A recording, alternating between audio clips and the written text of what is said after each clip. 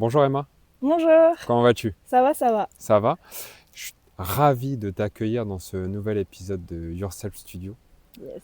J'ai cru comprendre que tu avais énormément de choses à dire. Ouais, Donc merci beaucoup d'être là. En plus, on est dans un environnement que tu connais bien. yes. Donc tu peux nous expliquer un peu ce que représente cet endroit? Et là, on est en bas du lavoir, il me semble. C'est la cascade, c'est à Pontpoint. Ouais, Donc, c'est mon village d'enfance. J'ai toujours d'accord, vécu. De mes 0 années à d'accord. mes. Quand on est parti, c'était en 2020. On est parti en 2020. Ah ouais, Donc, ok, 20 ans, ouais. ok, Donc, mon village, j'ai connu que ça. Je connais très, très bien. d'accord. Donc, j'avais besoin de revenir ici, je pense, en fait, Ouais, aux sources. Comme ça, c'est un lieu où je suis bien ouais. et où je suis en confiance aussi. Donc là, tu es en confiance. Ouais, ça va. Super. Un petit peu, ça va aller mieux après, je Ouais, pense. ça va aller mieux. Alors maintenant, est-ce que tu pourrais te présenter sans me préciser ta situation professionnelle? Ok. Alors moi, du coup, c'est Emma. Ouais, Je vais avoir 26 ans. Et on peut dire de moi que j'aime la vie, j'aime les gens, j'aime voyager. Toutes les choses simples, en fait. Si je ne dois pas parler du travail, en tout cas, c'est toutes les choses simples et tout ce qui tourne autour du créatif. et si je demandais donc justement à tes proches de te définir en un mot, qu'est-ce qu'ils diraient de toi? C'est dur, hein. Je Parce que sais. mes proches, ils aiment bien dire en parlant de moi, c'est un mot positif, mais dissimulé un peu dans le négatif pour me faire un petit tacle. Du genre, si je devais penser à mon père, je pense qu'il me dirait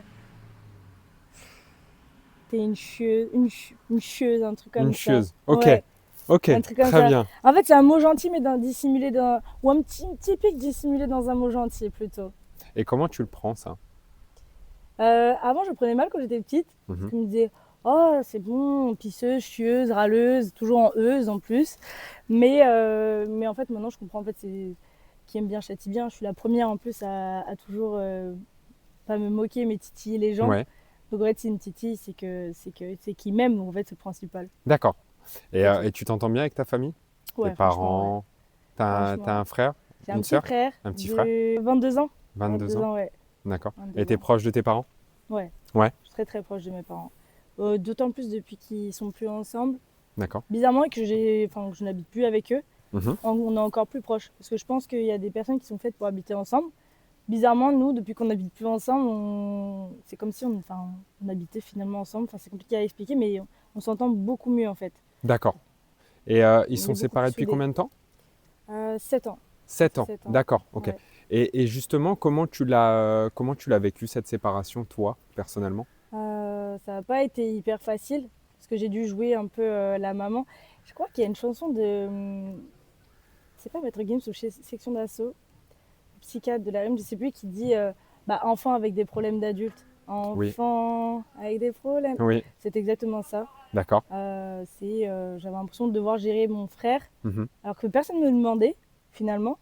Et je pense que c'est aussi ça l'un de mes problèmes, c'est qu'on me demande rien, mais j'ai envie de le faire et j'ai l'impression que je suis obligée de le faire.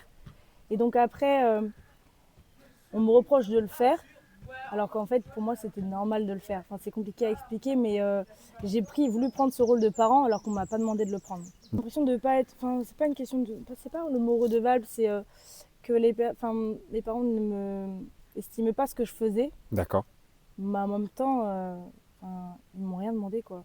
d'accord, Donc, je pense que c'est ça qui était le plus dur à gérer, de pas avoir de reconnaissance. C'est reconnaissance le mot. d'accord. J'ai l'impression d'avoir géré le divorce.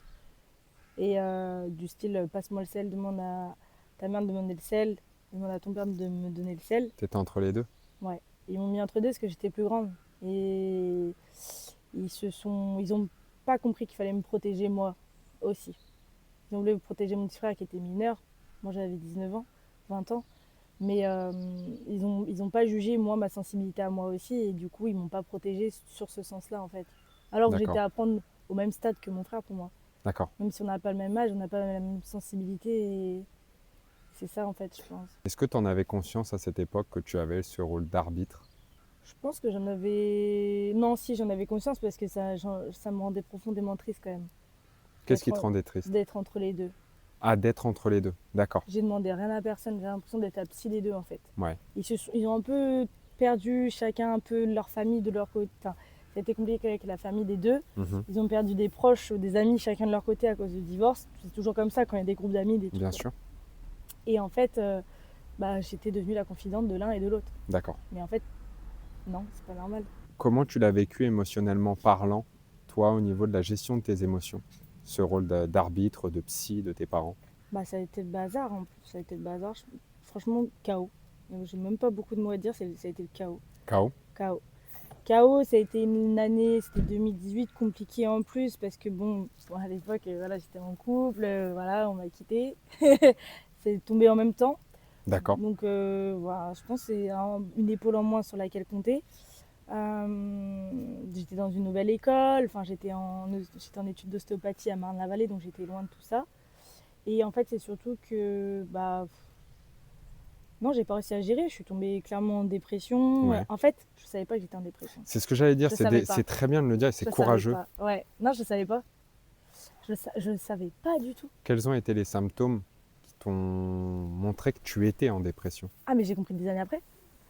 En fait, comment j'ai compris en fait, je pensais que j'étais malade. Juste malade. Un gros rhume. Parce que pendant 3 mois, j'étais hyper malade. Et je me suis dit, c'est bizarre d'être malade à ce point-là. Et j'allais plus à l'école. Clairement, je séchais. Je restais dans mon appartement, mais je faisais rien, dans le noir toute la journée.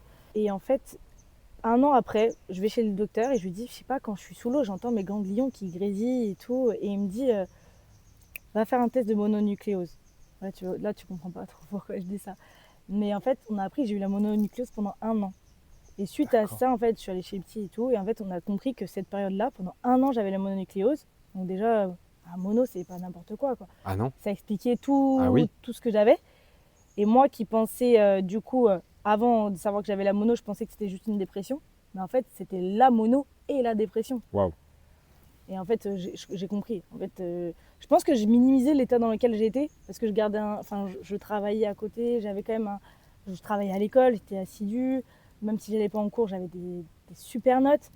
Mais en fait, je pense que je me rendais pas compte dans la détresse dans laquelle j'étais réellement. Et je l'ai compris après. Tu viens de me dire que tu as vu un psy. Tu l'as vu à quel moment et pourquoi?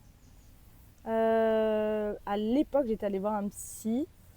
C'était avec le cadre en plus, tu sais, des séances gratuites par l'État. Ah oui, voilà. oui. Parce que, faut le dire, ça coûte super cher. Ah oui. Enfin, moi, si je pouvais aller voir le psy tous les C'est un jours, budget. j'irais. Hein. Mais c'est super cher, c'est impossible. En vrai, de vrai, j'ai même pas envie d'en parler parce que ça Très m'a bien. pas apporté grand-chose. Franchement, c'était nul.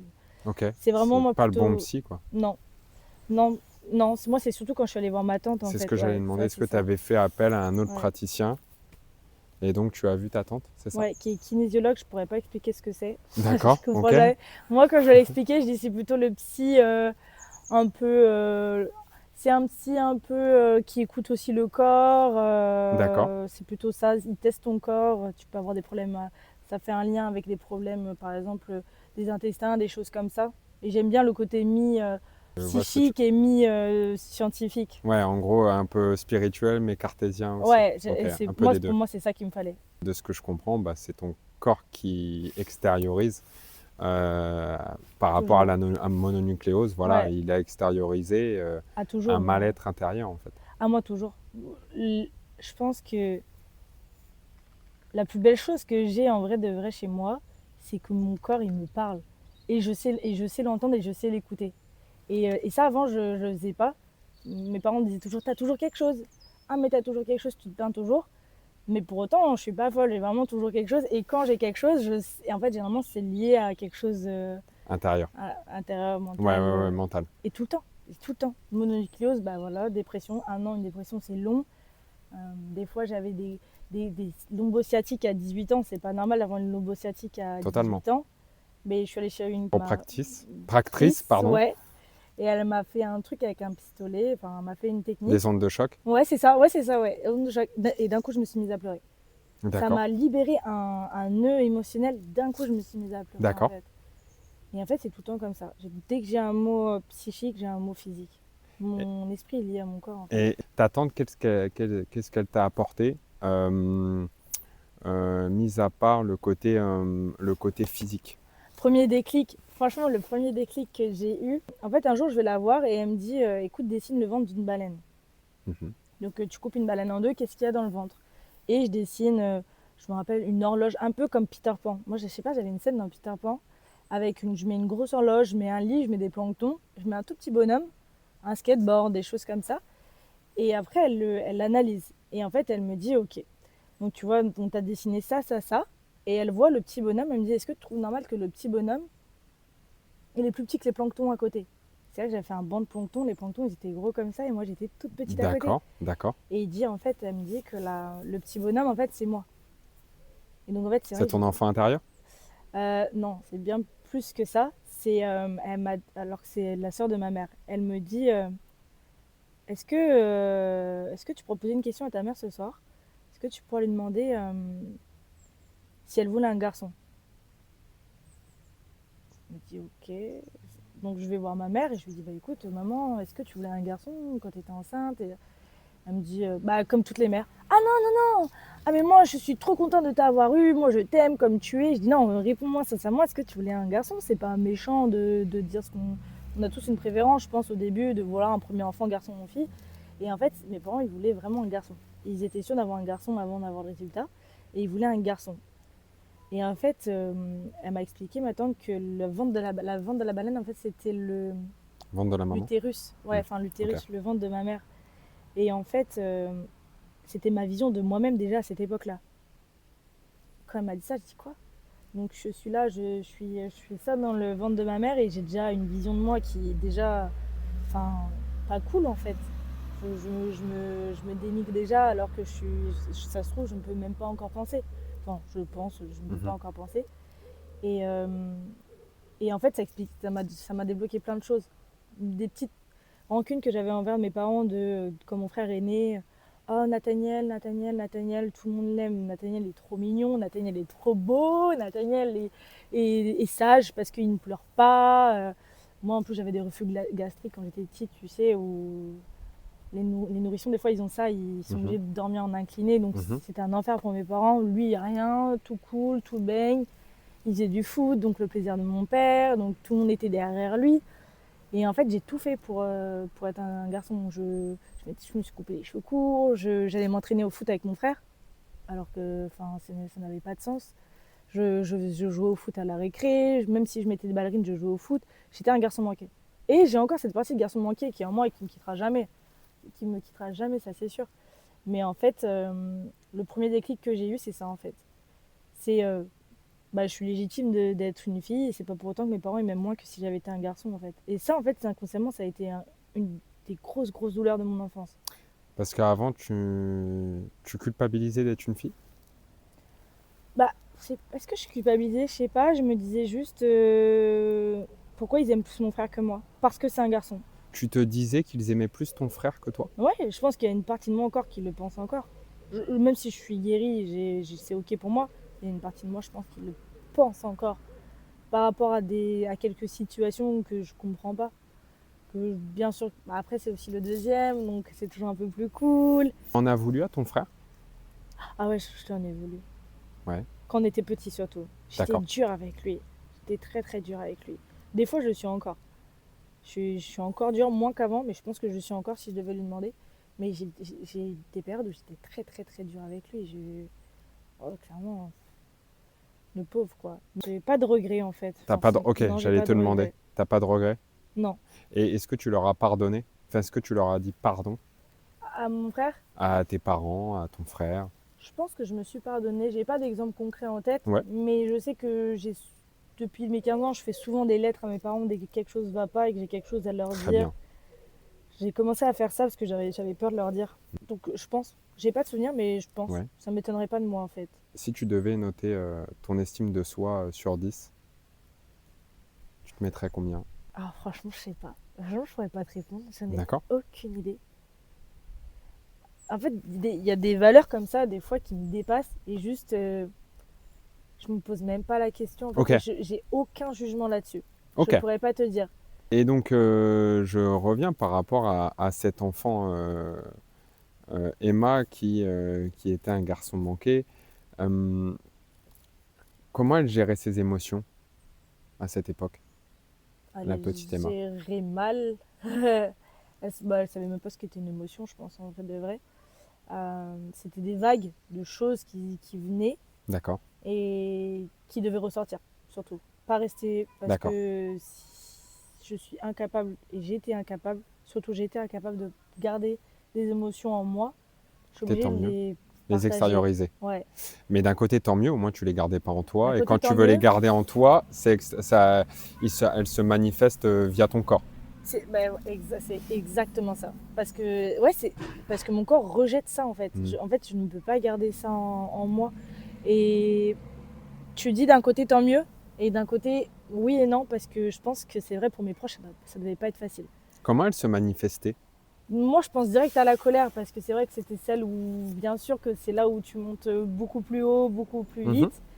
Et c'était des grosses crises d'hystérie, de presque, franchement, je connais pas les termes scientifiques, mais presque de Ouais, la bien sûr. paranoïa, quoi. D'accord, Je, si j'étais persuadée que ma mère ne m'aimait pas aujourd'hui parce que elle m'a dit que bah voilà, je mangeais mal mes haricots verts par rapport à mon frère, mais je pouvais pleurer pendant des heures d'accord. et des heures et des heures et des heures. Mm. Et pourtant, je suis pas rancunière, c'est ça qui est bizarre. C'est paradoxal, mais c'est pas C'est grave. paradoxal, ouais. L'humain est paradoxal. Ouais. C'est un fait et comme on disait tout à l'heure, tu es multifacette Mm. et sois fier de ça. Est-ce que tu avais ce besoin de validation de la part de tes parents, mais aussi des autres personnes qui t'entourent?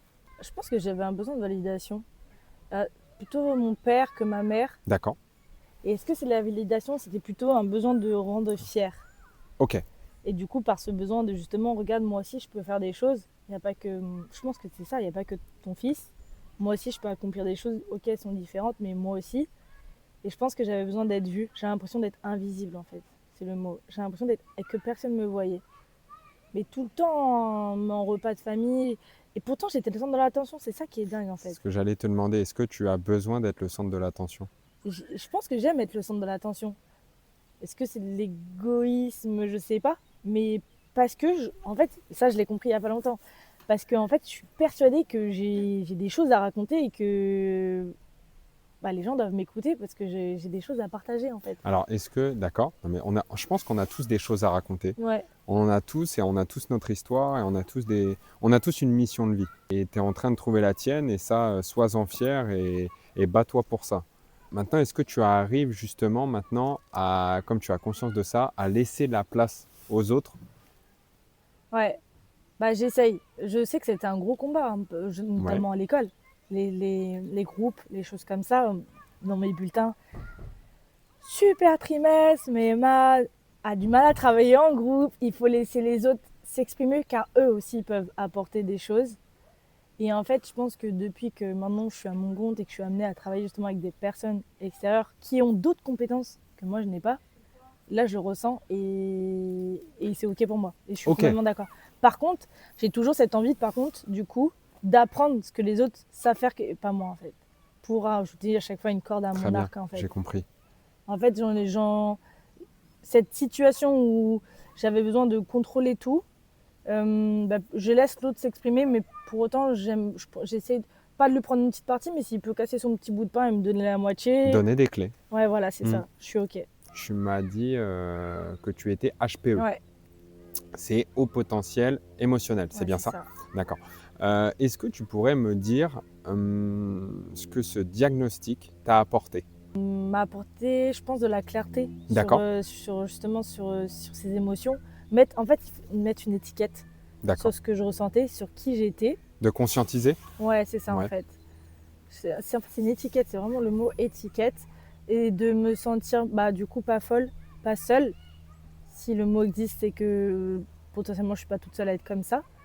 Je vois de plus en plus de personnes en plus sur les réseaux qui le sont, donc ça aide aussi. Tu me dis que ça te rassure de ne pas être seul. Ouais. Est-ce que justement, la petite Emma ne se sentait pas seule quand elle était petite et que maintenant de te trouver une communauté, ça te fait du bien? Ah, mais c'est complètement. Complètement. C'est complètement ça. Je me sentais seule. Je ne l'étais pas, hein, mais je me persuadais que j'étais seule. Parce que j'étais incomprise. De par ce manque de gestion d'émotions, en fait. J'étais incomprise. J'avais des réactions que personne ne comprenait. Et du coup, bien sûr que je me sentais seule. Et tu te sens encore seul? Il y a des moments où je me sens seule. Je pleure souvent, donc j'ai encore pleuré, c'était quand? Bah, vendredi, il y a 2 jours. Parce que je me dis, mais personne ne me comprend. Alors que pourtant, voilà, j'ai déjà mis un mot, j'ai mis l'étiquette HPE, j'ai compris les choses. Je pense que ça me quittera jamais ce doute à chaque fois d'avoir des moments où je me dis, ben, personne ne me comprend en fait. Est-ce que le plus important, c'est pas d'abord de se comprendre soi? Bah si, complètement. Si, complètement en fait. Et ça, tu en avais conscience, justement? Là, non, j'en ai pris conscience là, simplement il y a quelques mois, hein, D'accord. que c'est ça le plus important en fait. Et je pense de mettre des mots sur les choses, d'en parler en fait. Je pense que j'en parlais pas parce que j'avais peur qu'on me juge tout le temps, à me chercher. Mes proches ils me disent mais tu cherches toujours une maladie, tu cherches toujours quelque chose. Il n'empêche que à chaque fois j'ai raison et qu'il y a vraiment quelque chose. Et ça m'aide à avancer, en tout cas, de mettre des étiquettes sur des choses. Donc tu te sens moins seul parce que tu te comprends, en fait. Ouais, c'est ça. Qui je suis, c'est vraiment une personne. Moi, j'ai l'intelligence du cœur, en fait. C'est clairement ça. Je réfléchis avec mon cœur avant de réfléchir avec mon cerveau. Et je suis quelqu'un de très empathique, de l'insouciance d'une enfant. Tu sais, un Mhm. enfant, c'est insouciant. Des fois, du coup, ça fait des conneries. Cette insouciance-là, donc moi, c'est vraiment le mot insouciance qui me parle. C'est ça qui fait qui je suis, je pense. Et cette insouciance de la vie, justement, de ne pas avoir peur d'ouvrir son cœur à tout le monde, même si on nous brise après, c'est pas grave, c'est ok. Et c'est ce que j'ai envie d'être. Et ça, je l'ai été par moments. Je l'ai été, je pense, pas longtemps dans mon enfance. Mais en fait, on me l'a cassé direct. Parce que, de un, je rentre pas dans le moule. C'est trop, trop. C'est trop.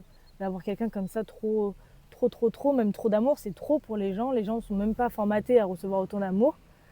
Et aussi, on a voulu, je pense, me protéger et me dire Emma, là, stop, calme-toi, tu déranges, tu déranges. Ça, c'est un mot qu'on me disait tout le temps. Tu déranges. Ah, ok. Ah, tu déranges. Et ça, c'est dur de dire ça à un enfant. Tu déranges. Ah, je dérange.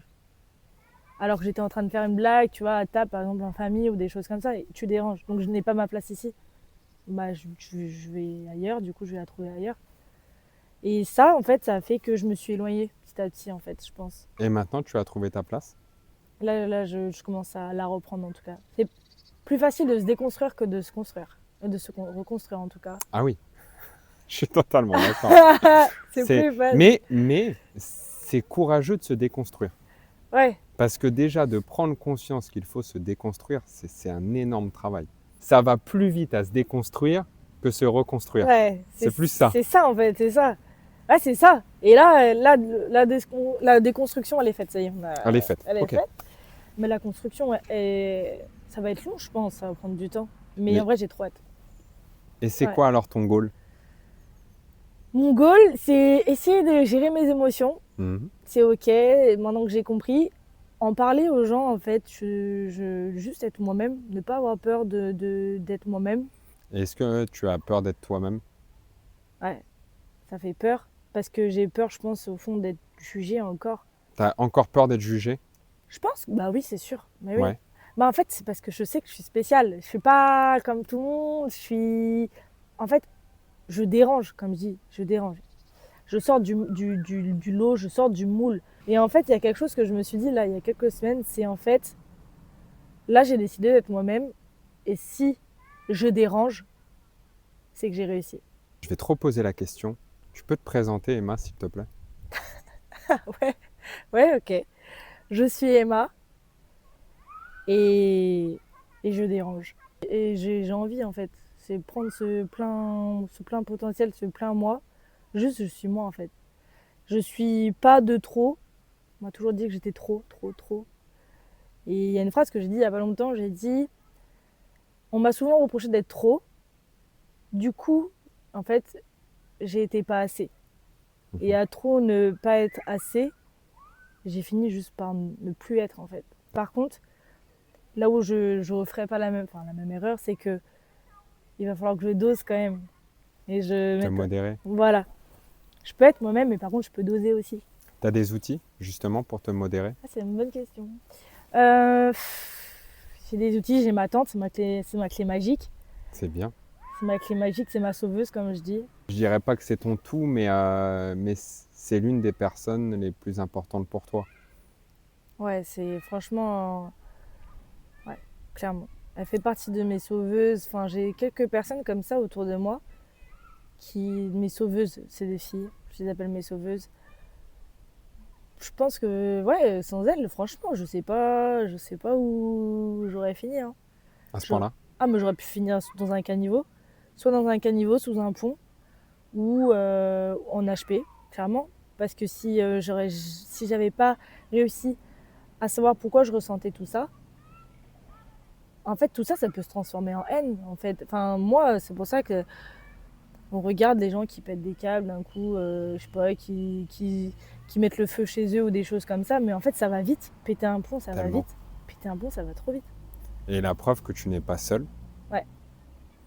Et la preuve que tu as besoin de personnes pour t'accompagner dans ta vie. Ouais, Et tu sais t'entourer de la meilleure des manières. ouais, Parce que ces personnes-là, tu les as choisies. c'est ça en fait. Ouais, c'est ça en fait. Et des fois, j'ai peur de les déranger. Et pourtant, elles me disent, mais non, en fait, on Bah, est là. ces personnes-là t'aiment pour qui tu es, En fait, c'est ça. avec tes qualités comme tes défauts. Ouais, Et tu es toi-même avec ces personnes-là. ouais. Ouais, Et tu as complètement. peur d'être toi-même avec les personnes que tu ne connais pas. Mais oui, parce que, en fait, je suis trop atypique. Je suis trop bizarre. Je peux être normale et d'un coup, me lever et je sais pas, danser bizarrement comme un robot et 2 secondes après parler russe et après pleurer. Une personne normalement constituée, elle se dit mais qu'est-ce qu'elle a celle-là, elle a un problème, ça va pas, ça tourne pas rond là-haut. Donc Je c'est comprends. pas facile d'être comme ça. Bah, bien sûr, c'est pas facile. Mais c'est pas un fardeau, faut en être fier. Il y a des choses qui me font faire, en fait il y a des déclics des fois. Et c'est quand j'ai vu notamment la série de Le Monde Magique de Jérôme Commandeur. C'est un truc de ouf. Complètement C'est décalé. un truc de ouf. Et franchement, ça, moi, je peux en pleurer de voir des choses comme ça. Pas de rire, bien sûr que ça me fait rire. Mais en fait, ce que je vois, moi, je vois tout derrière, en fait. Mhm. Et derrière, je me dis, en fait, il y a un mec. Il avait une vision, il avait un truc. Ça n'a aucun sens ce qu'il a fait, c'est complètement Rien. loufoque. Mais juste, il a fait ce qu'il kiffait, il a fait ce qu'il ressent au fond de lui. Exactement. Et ça m'inspire, mais tellement. Exactement. Mais tellement. Les gens regardent ces gens. Et en fait, quand je me dis, mais il y a des personnes qui regardent, justement, on les aime pour ça. C'est ça. On les aime pourquoi? Parce qu'ils sont eux-mêmes, en fait. C'est ça. C'est clairement pour ça. Moi, je suis persuadée au fond de moi que je vais être Enfin, je suis heureuse. Encore hier, je me dis, mais je suis hyper bien, je suis hyper heureuse. Mais je suis persuadée que plus le temps va passer, plus je vais l'être. Parce qu'en fait, je veux juste être moi-même. Et ça plaît ou ça plaît pas. Exactement. Même pour le taf, hein. Exactement. Même pour le taf, au moins je vais attirer des personnes qui Et t'as tout compris. me ressemblent et qui Exactement. viennent pour moi. Exactement. Parce qu'au final, je fais le même travail, je suis pas meilleure qu'une autre. Oui, j'ai ma vision, j'ai ma petite chose qui change parce qu'on a toutes nos petites. Voilà. Mais au final, si les personnes viennent te voir pour une prestation de service, c'est pour qui tu es. De toute façon, on dit toujours qu'on a les clients qu'on mérite. Exactement. Qu'est-ce qu'on pourrait te souhaiter pour cette année 2025? Et si tu as un mot qui t'accompagne tous les jours, ce serait lequel? J'ai ma mère quand je suis en période de doute, ma mère un jour elle m'a dit tout va bien et tout ira bien. Ah oui. Et ça, c'est dès que quelque chose ça va pas, c'est ça. Tout va bien et tout ira bien. Tout va bien et tout ira bien. Et elle me fait trop du bien cette phrase. Ça te fait du bien? Ah, elle me fait du bien. J'ai aussi parce que du coup, de par c'est pas une faiblesse émotionnelle, mais en fait cette pureté un peu émotionnelle, il y a des gens qui l'utilisent un peu. Et voilà, ça m'arrive de me faire un peu avoir par quelques personnes. Et par contre, il y a bien une phrase que j'ai apprise, c'est par rapport à ça, c'est faut savoir quitter la table quand le respect n'y est plus servi. Exactement. Et ça, c'est hyper vrai. C'est 2 phrases qui t'accompagnent. Et go girl. Il y a une fille qui m'a commenté une story il y a longtemps. Elle m'a dit go girl. J'ai dit bah ouais, carrément. C'est ça, go girl.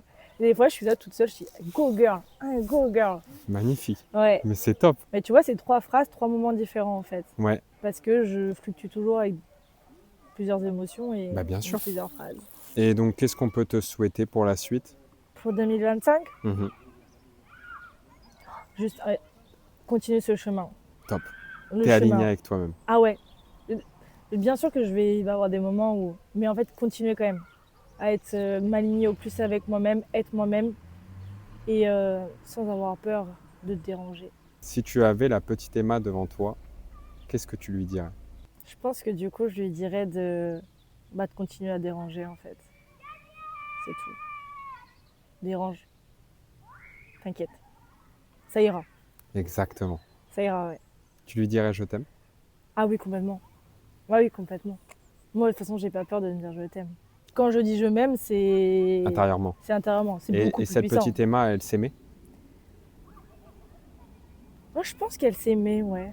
Pour revenir du coup à un peu l'histoire corps et esprit qu'on parlait tout à l'heure, j'ai toujours eu l'impression de ne pas dégager ce que je ressentais au fond de moi. Ça veut dire que j'ai l'impression d'avoir un cœur, mais avec un aura énorme qui bat avec des lumières jaunes, et j'ai l'impression que les gens voient que oui, je suis triste, je fais la tête et tout. Et un jour, il y a une fille qui m'a dit Emma, t'as comme une auréole au-dessus de la tête, un peu comme les divinités. Bon, je dirais pas que je suis un dieu non plus, Bien sûr. mais elle me l'a dit. Et elle m'a dit, mais elle pourrait briller encore plus. Elle m'a juste dit ça. Et j'ai réfléchi. Et en fait, je pense que c'est ça. C'est que j'étais pas encore moi-même. Et je pense que je vais justement vers ce moment où je vais rayonner. Comme on me dit souvent que je rayonne, que je suis comme un soleil. Mais en fait, les gens, ils sont pas prêts. Ils savent pas vraiment comment je rayonne réellement, en fait. Et j'ai hâte de ce moment, en tout cas, ça c'est sûr. C'est cool, magnifique. En tout cas, Emma, merci beaucoup. Tu t'es dévoilée sans masque et tu as été toi-même. Et j'espère du fond du cœur que tu vas déranger dans cette vidéo et que tu vas continuer de rayonner. Et je te souhaite plein de bonheur. Merci.